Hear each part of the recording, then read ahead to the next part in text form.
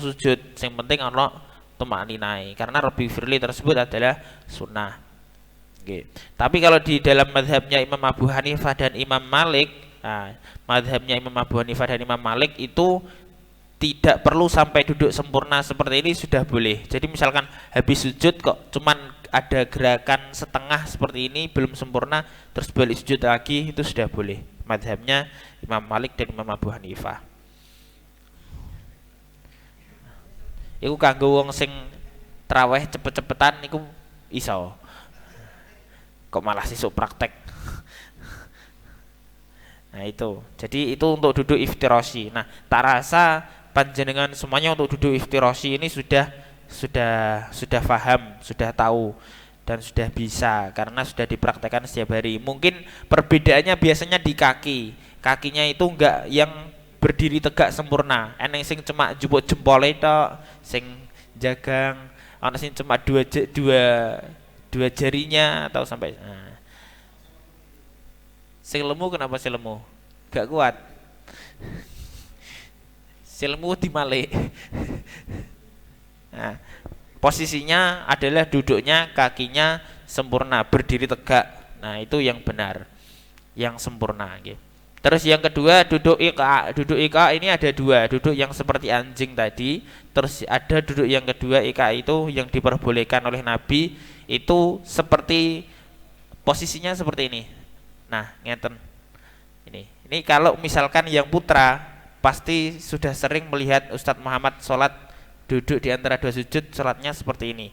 Tapi ini beliau Ustadz Muhammad kalau duduk seperti ini pas waktu sholat sunnah saja, iya kan? Nah, jadi setelah sujud, nah setelah sujud posisi sujud seperti ini, Ustadz Muhammad langsung duduknya seperti ini, langsung balik sujud lagi.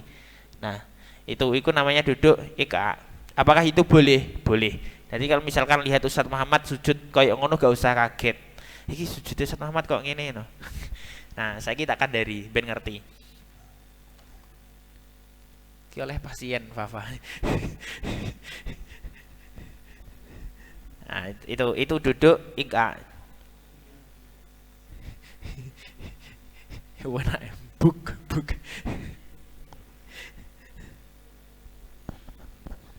Nah, itu itu duduk ika. Qulna li Ibnu Abbasin fil iqa'i 'alal qadamaini fi sujud. Faqala hiya sunnah. Kami bertanya kepada Ibnu Abbas tentang iqa', meletakkan pantat di atas kaki yang ditegakkan. Terus jawaban dari Ibnu Abbas, ya ini adalah sebuah kesunahan. Nah, sebuah kesunahan. Nah, makanya nek ngerti koyo ngene iki dipraktekno. Tapi dipraktekkan pas waktu sholat sendiri, jangan sholat berjamaah rame-rame. Nanti khawatir tetanggamu pas di rumah iki caki sholat gaya model apa maneh dijongkrakno kemalan. Nah, pas waktu sholat sunnah sendiri, nah coba dipraktekkan. Dan Ustaz Muhammad pun sudah mencontohkan ke kita kalau sholat jamaah fardu biasa ke kita, beliau menggunakan duduk iftirosi normal seperti ini. Tapi ketika sholat ba'diyah atau qabliyah, beliau duduk iqa. Nah, itu. Nah, ngaten. Itu untuk posisi duduk di antara dua sujud. Nah, dalam mami.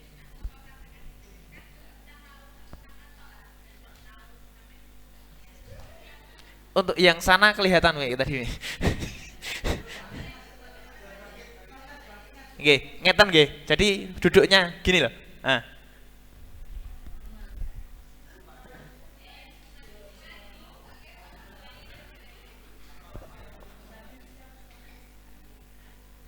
Iku Mbak Uzi praktek. Nggih, Mbak Uzi sudah tahu tadi. Oke, itu untuk duduknya persis digambar ya. Ini dilihat di gambar yang halaman 20 yang nomor 2. Nah, itu. Posisinya seperti itu, duduk iqa. Nah, itu. Oke, wis nanti kalau praktek Mbak Uji tadi sudah kelihatan, insya Allah bisa. Oke, untuk doa-doanya yang di dalam apa itu duduk di antara dua sujud. Nah, duduk di antara dua sujud paling minimal adalah Robbi Firli. Paling minimal itu. Wes, kok misalkan kok gak sempet maca Robbi Firli, berarti saking cepete imame. Robbi Firli Allahu Akbar. Imam aja cepet-cepet. Oke. Jadi paling minimal bacaannya adalah Robbi Firli. Nah, yang paling umum dibaca Rabbi firli warhamni wajburni warfa'ni warzuqni. Nah, kalau wahdini wa'afini wa'fu'anni itu sudah campuran dari beberapa hadis. Nah, campuran dari beberapa hadis.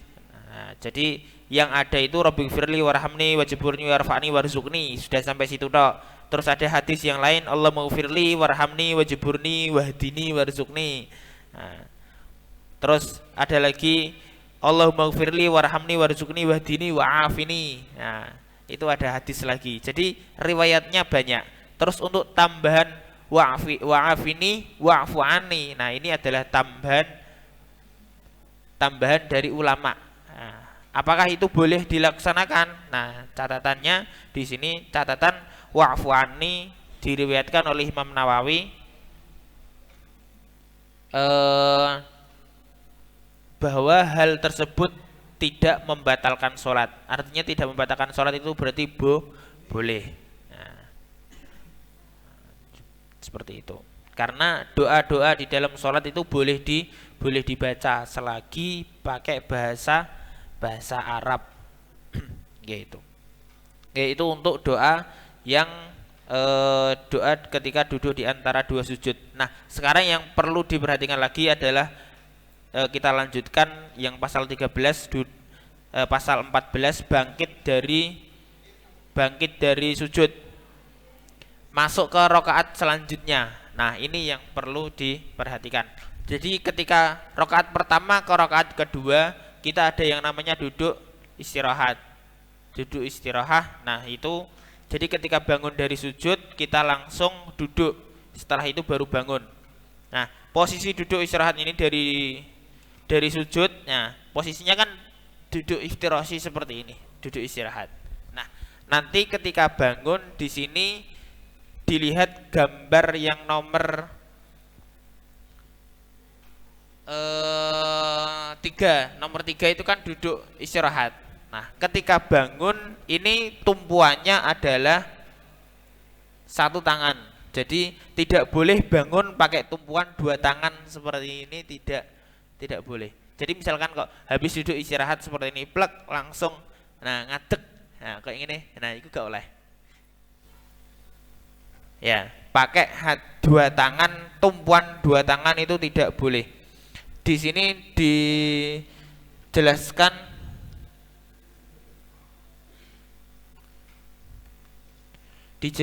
oleh Ibnu Umar, Rasulullah melarang. Kenapa? Jadi bahasanya itu sudah langsung Rasulullah melarang. Nah, Rasulullah sallallahu alaihi wasallam qala Ahmad bin Hambal. Nah, itu sampai selesai. Ibnu Abdul Malik berkata beliau melarang seseorang bersandar kepada kedua tangannya ketika bangkit di dalam sholat. Berarti tidak boleh menggunakan dua tangan langsung. Oke. Nah, caranya prakteknya di sini adalah dari duduk seperti ini langsung bangun. Nah, ngeten, seret. Nah, satu tangan. Nah, gini.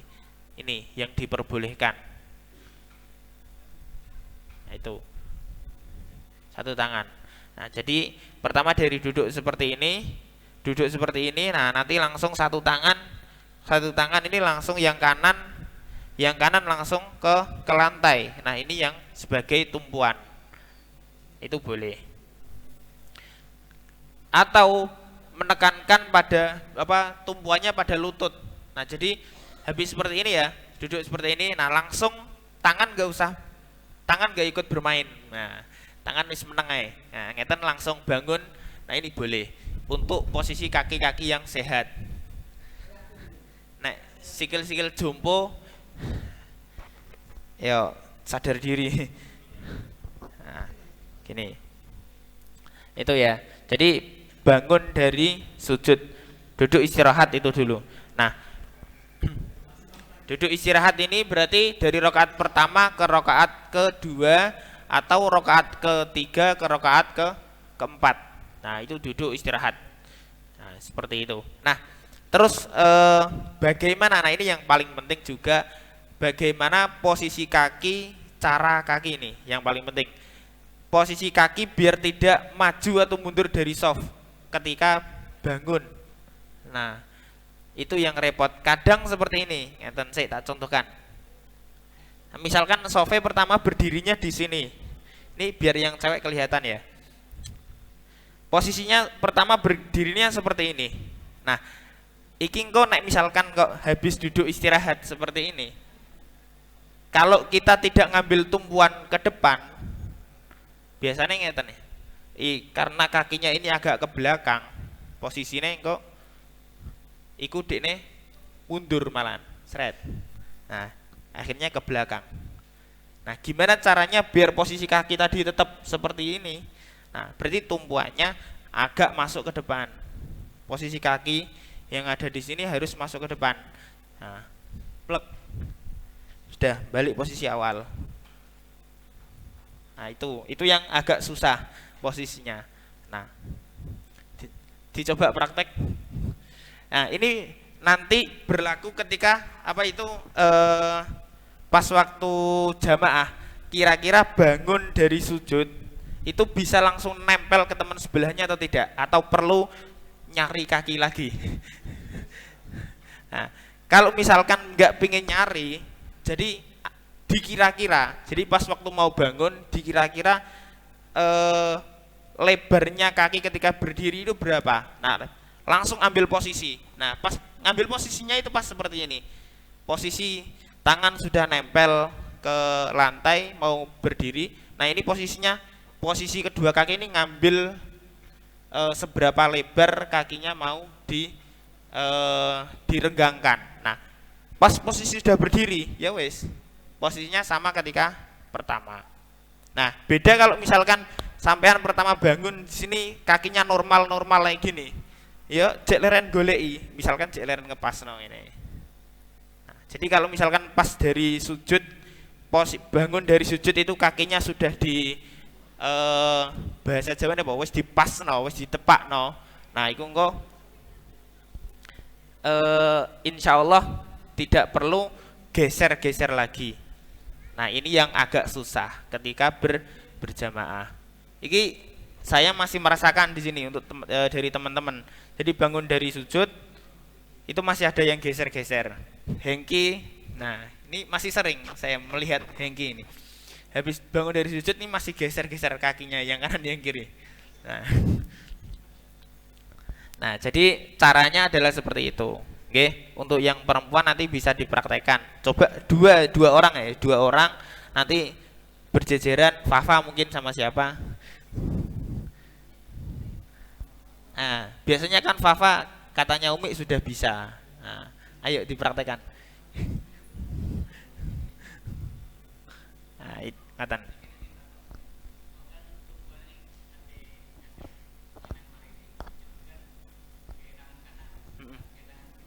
Satu tangan, artinya satu tangan. Nah, ya. Jadi tumpuannya satu tangan. Cuma yang dianjurkan adalah tangan kanan. Yang dianjurkan. Oke, kalau yang dianjurkan adalah tangan kanan. Kalau misalkan pakai tangan kiri, takutnya tangan kiri nggak kuat jadi tumpuan. Nah, tapi kalau misalkan orangnya kidal bisa saja pakai tangan kiri. Oke. Oke, itu ya. Nah, posisinya seperti itu untuk bangun dari sujud atau duduk istirahat. Nah, nanti semoga bisa dipraktekkan. Nah, yang paling penting dipelajari dan dibiasakan adalah ketika bangun terus kakinya nggak usah nyari-nyari tapi bisa langsung nempel. Nah, itu nanti insya Allah sudah kalau bisa sesuai ukuran pertama berdiri. Nah, insya Allah semuanya bisa langsung nempel, nggak perlu nyari-nyari lagi. Ngaten nggih? Nah, itu untuk duduk istirahat. mendahulukan tangan daripada lutut. Yang penting adalah mendahulukan tangan daripada lutut. Itu untuk yang cara pertama, berbangun tanpa menggunakan tumpuan tangan. Kalau pakai tumpuan tangan berarti tumpuan tangan satu, tidak boleh dua tangan.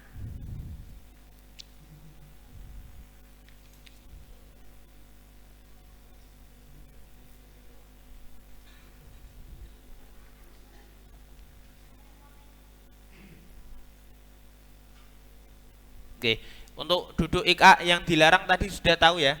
Jadi duduk IK yang dilarang adalah yang kakinya seperti ini, terus habis itu tangannya ngeten. Nah, ini duduk IK yang dilarang. Sing biasanya senengane ngene so. Mana enggak? Atau loh, kita ini saya pernah mendengar dari kajian adab ya. Duduk gini terus sender dua tangan gini aja sudah nggak baik. Ya, duduk bersender dua tangan ini sudah nggak baik. Nah, apalagi kok ditambah ngeten. Nah, ini adalah duduk IK yang dilarang.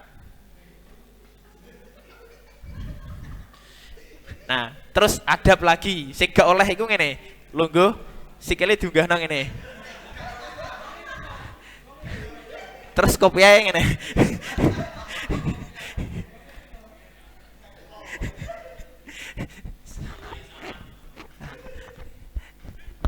Ya, itu bagian dari adab. Nah, duduk seperti ini, wis pokoknya seperti ini atau selonjoran. Nah, wis, contohkan mana ya? Selonjoran, terus tangannya seperti ini.